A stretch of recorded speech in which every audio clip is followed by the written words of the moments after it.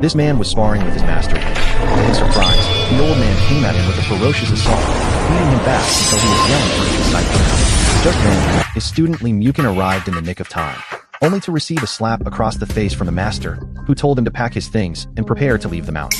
It turned out the master had brought Li Mukin to the mountain over a decade ago, and now he was just one step away from breaking through into the innate realm, which would make him the first to achieve this in 500 years. Because Li Mukin was still haunted by his grandfather's death, the master agreed to let him descend the mountain to search for the truth, and while he was at it, fulfill the marriage arrangement his grandfather had made for him before passing away. Li Mukin showed up at the Lin family's head 3 years later, only to be stopped at the gate by a security guard who mocked him, saying the old Master Lin wasn't someone who could just waltz in and head. But when Li Mukin gave his name, the guard immediately ushered him inside, leaving the bewildered guard to marvel at how lucky this kid must be. Little did he know, a world of humiliation was waiting inside. The moment Mrs. Lin laid eyes on his shabby mountain clothes, she sneered that people from the hills clearly had no manners. Then she launched into a full-on wealth parade, boasting that the Lin family was one of River City's most prominent clans, and that even the couch Li Mukin was sitting on cost $23 million.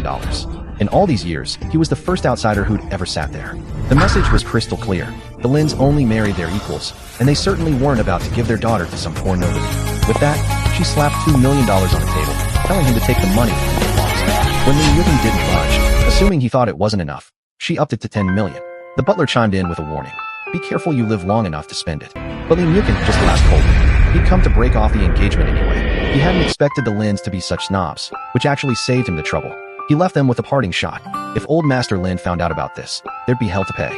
Then he walked out. Livid, Mrs. Lin immediately ordered the butler to send someone to teach him a lesson. Li Mukin went to his grandfather's grave to pay his respects, and before he could say much, a gang of thugs surrounded him, bragging that they'd get 10 grand each for taking him out. What they didn't know was that they'd just picked a fight with an absolute master. Li Mukin made quick work of them, leaving the punks crying for mercy.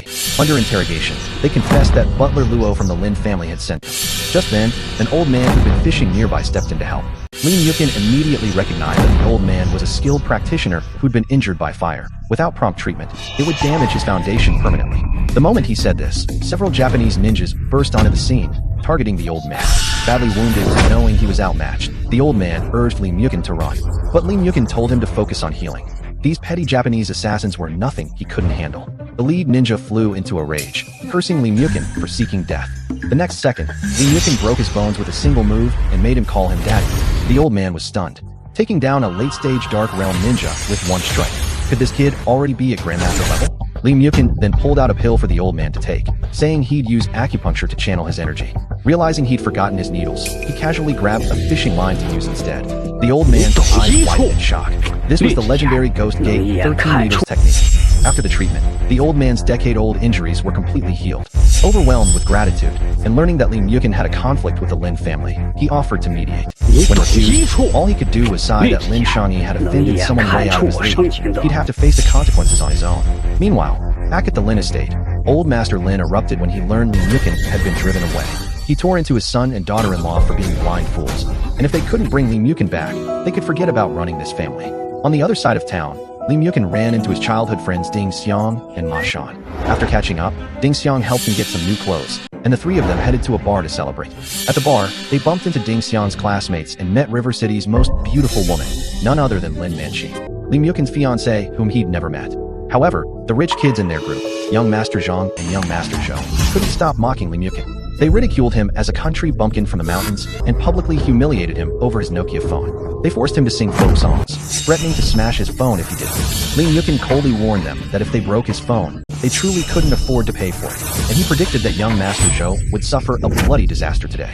Right on cue, a thug barged into the private room, demanding to take away one of the girls.